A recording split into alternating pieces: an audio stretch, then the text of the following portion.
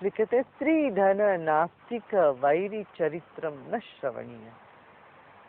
कोई आकर आपके सामने अपने वैरी के बारे में बहुत बताएं, बड़ा चढ़ा करके, आप में यदि जलन होगी, ईर्ष्या होगी, दुख होगा या लालसा जगेगी। जो जैसा है वैसे कम आदमी ही बताते हैं।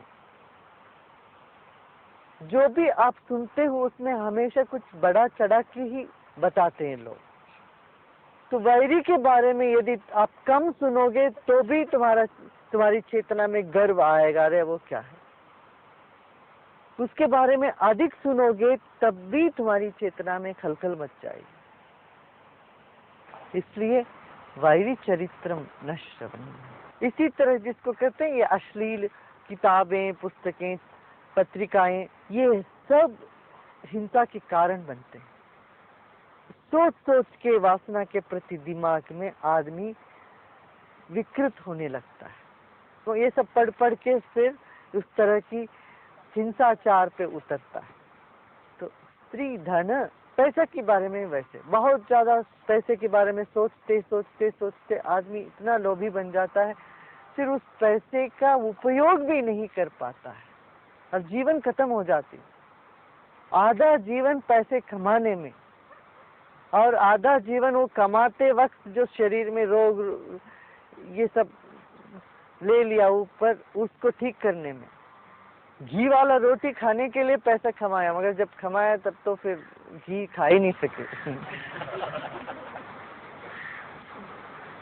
सूखा रोटी खाना पड़ता, सूखा रोटी पहले भी खा सकते।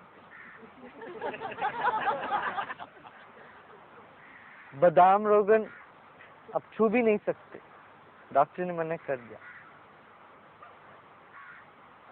स्त्री धन नास्तिक वैरी चरित्र। नास्तिकों के बारे में भी ऐसी बात है। जब नास्तिक व्यक्ति इतना जड़ होता है, उसके बारे में सुनोगे, सोचोगे, फिर तुम्हारी चेतना में भी इस तरह की एक श्रद्धा, प्रेम, भक्ति भाव सब टूटने लगेगी। नास्तिक माने क्या है? जो वस्तु को ही प्राधान्यता देता है, जिसके दृष्टि में चेतना का कोई स्थान ही नहीं, यह का स्थान है। माने जो वस्तु का स्थान है, चेतना का, जीवन का, ज्योत का कोई स्थान नहीं।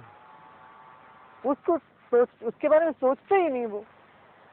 ऐसे जड़ व्यक्ति के संपर्क में या उसके बारे में, उसकी चरित्रों को सुनते सुनते तुम्हारे भीतर भी उस जड़ता के ओर जाने का मन हो जाए तो तुम भी खो बैठोगे प्रेम को।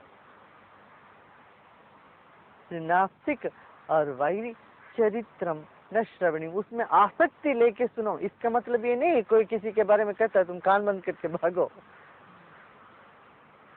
ये नहीं है।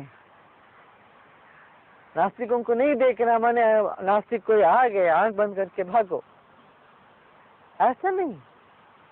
उसके बारे में आसक्ति मत लेना, वैरी के प्रति आसक्त मत हो। तुम अपनी तरफ से तो वैरी रखो ही नहीं। प्रेम का यही मतलब है, हम अपनी तरफ से किसी को वैरी मान ही नहीं।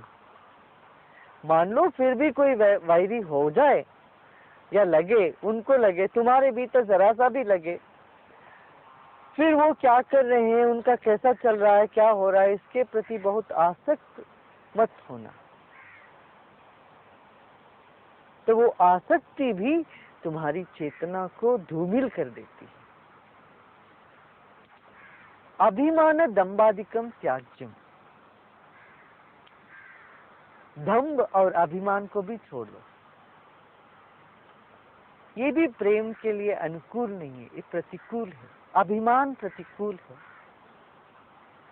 अभिमान, छोटा अभिमान में क्या रखा है? तुम हो क्या? तुम अपने आप को बहुत बड़ा समझता है। दुनिया में चाहे नहीं बड़ा समझे, अध्यात्म में कोई बड़ा समझने लगता है। मेरे जैसे कोई संत हुए नहीं, मैं सबसे बड़ा हूँ, या मेरे जैसे कोई ज्ञानी नहीं है, मेरे जैसे पवित्र व्यक्ति नहीं है, ये भी अभिमान है। या मैं बिल्कुल बेकार आदमी हूँ, मैं नालायक हूँ, मैं किसी काम का नहीं हूँ। हम अभिमान माने एक ही तरह सोचते हैं, मगर अभिमान का दो पहलू है।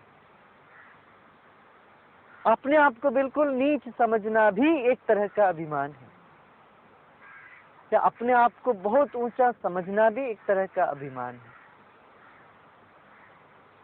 तो इस अभिमान छोड़ने लायक है।